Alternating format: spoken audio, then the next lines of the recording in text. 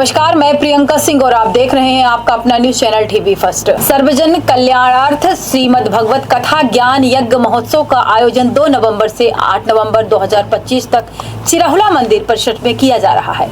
इस आध्यात्मिक आयोजन में देश के विभिन्न स्थलों से पहुंचे सुप्रसिद्ध कथावाचक भगवत गीता के दिव्य संदेशों को प्रचार करेंगे। आयोजन के प्रमुख आयोजकों ने बताया कि इस कथा का मुख्य उद्देश्य युवा पीढ़ी को आध्यात्म से, सनातन संस्कृति से जोड़ना है, ताकि समाज में सकारात्मक संस्कार और आध्यात्मिक चेतना का विस्तार हो सके। 2 नवंबर की सुबह 9 बजे भव्य कलश यात्रा SF चौराहे से प्रारंभ होकर श्रद्धालुओं के साथ शोभा यात्रा के रूप में चिरहुला मंदिर परिसर पहुंचेगी। इस दौरान धार्मिक झांकी, भजन मंडली और भक्तों की टोली माहौल को भक्तिमय बनाएगी। कथा समापन के उपरांत 9 नवंबर को विशाल भंडारे का आयोजन किया जाएगा, जिसमें हजारों श्रद्धालुओं के प्रसाद ग्रहण करने की संभावना है। योजना समिति ने सभी श्रद्धालुओं से अधिक संख्या में उपस्थित होकर कथा श्रवण करने और पुण्य लाभ लेने की अपील की है। ये आयोजन जो है श्री चिरहुलानाथ स्वामी जी के पावन प्रांगण में हो रहा है, उन्हीं के प्रेरणा से हो रहा है। और इस आयोजन का जो मुख्य उद्देश्य है वो सर्वजन कल्याणार्थ है।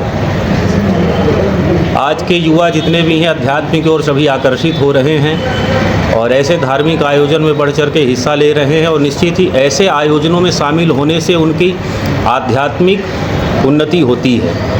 तो इस आयोजन का जो मुख्य उद्देश्य है ये सभी के कल्याण के लिए आयोजित किया गया है और सर्वजन कल्याण की इसमें मंशा है। इसी मंशा के साथ में इस आयोजन को आयोजित किया गया है। और इस आयोजन में दूर दूर से संत भी आएंगे, कई विद्वद्गण आचार्य भी आएंगे, जिनकी पावन उपस्थिति उस कथा के मध्य में होगी और उनके भी पावन वाणी से हम सभी भगवान के उपदेशों को श्रवण करेंगे। आज का युवा अध्यात्म को कम जा रहा है, नशे की तरफ ज़्यादा जा रहा है। बिल्कुल, युवाओं के लिए देखिए, जब तक हम अध्यात्म की ओर नहीं बढ़ेंगे, अध्यात्म की ओर तभी जब जाएंगे तभी उस ओर से हम हटेंगे, है ना। तो सबसे पहले तो हमें भगवान से जुड़ना चाहिए, मंदिरों पे जाना चाहिए, अपने बड़े बुजुर्गों के पास बैठना चाहिए, उनसे प्रेरणा लेनी चाहिए, ताकि हमें समाज में जीवन जीने की शिक्षा प्राप्त हो सके और ऐसी बुराइयों से हम बच सकें। ये आयोजन कितने दिनों का है और कब तक चलने वाला है? ये वैसे तो 7 दिवसीय साप्ताहिक पारायण कथा का ये आयोजन है और इसमें दिनांक 2 नवंबर से 8 नवंबर तक श्रीमद् भागवत कथा चलेगी। उसमें सभी लोग पधारेंगे, सभी को आमंत्रित किया गया है। और दिनांक 9 नवंबर को इसी उपलक्ष्य में चिरहुलानाथ स्वामी जी के पावन सानिध्य में बृहद भंडारे का आयोजन भी किया गया है। क्या कार्यक्रम होते हैं? इसमें मुख्यतः कथा का कार्यक्रम है ना। प्रथम दिवस पे 2 नवंबर को प्रातः 9 बजे कलश यात्रा निकलेगी, शोभा यात्रा, जो कि SF चौराहे से होकर के श्री चिरहुलानाथ स्वामी जी के पावन सामीप्य में पहुंचेगी, कथा स्थल में पहुंचेगी। और प्रातः नित्य सुबह 8 बजे से 12 बजे तक भगवान का देव पूजन होगा आचार्यों के द्वारा। जैसे कि वृंदावन से कुछ आचार्य आ रहे हैं, उनके द्वारा यह पूजन का कार्य किया जाएगा।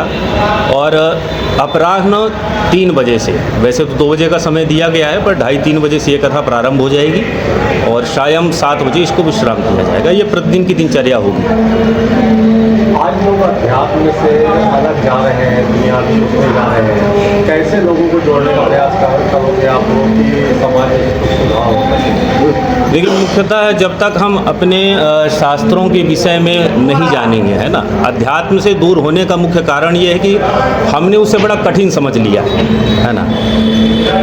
सबसे पहले तो धार्मिक होना आवश्यक है ना। और धार्मिक होना केवल ये नहीं कि हम मंदिरों में जा रहे हैं, पूजन कर रहे हैं तो हम धार्मिक हो गए। जब तक हमें समाज में जीने की नैतिक शिक्षा नहीं प्राप्त होगी, हर रिश्ते, हर संबंधों को जब तक हम ठीक से नहीं निभाएंगे, तब तक हम धार्मिक नहीं कहलाएंगे। तो अध्यात्म का जो ऐसा कहा जाए मूल है वो धर्म है। तो सबसे पहले पिता को चाहिए कि पुत्र से अपने संबंध को अच्छे से निभाए, पत्नी से अच्छे से निभाए, पति पति को चाहिए, पुत्र को चाहिए कि पिता से अच्छे संबंधों को निभाए। और मुख्यतः आज के समय में धर्म की ही शून्यता है। दो मित्रों में मैत्री धर्म होता है, पर मुख्यतः वो भी मैत्री धर्म विधिवत नहीं निभाते, उसमें भी कपट होता है। और जहाँ भी अधार्मिकता होती है वहीं लोग अध्यात्म से दूर जाते हैं, वहीं दूरी बन जाती है। यदि हम धर्म के राह को चुनेंगे, उस मार्ग पर चलेंगे, तो जब धर्म से चलेंगे तो शास्त्रों की मर्यादा से बधेंगे। वेद पुराण जो कह रहे हैं उन मर्यादाओं से हम बधेंगे। शास्त्र भी तो यही कहते हैं कि मातृदेवो भव पितृदेवो भव। तो जब माता पिता को हम देव मानेंगे, माता को हम अपना आदिशक्ति स्वरूप में जानेंगे, पिता को देवतुल्य मानेंगे, तो बताइए कैसे हम उनकी सेवा नहीं करेंगे, कैसे हम अध्यात्म से नहीं जुड़ेंगे। तो सबसे पहले तो धर्म में चलने की आवश्यकता है। और शास्त्र, वेद, पुराण, कथाएं, इनका सबका सार केवल एक ही है कि कैसे हमें अपने नैतिक जीवन को जीना है, कैसे हमें इस समाज में रहकर भगवान के भजन को करते हुए अपने हर रिश्ते के प्रति उत्तरदायित्व को निभाना है।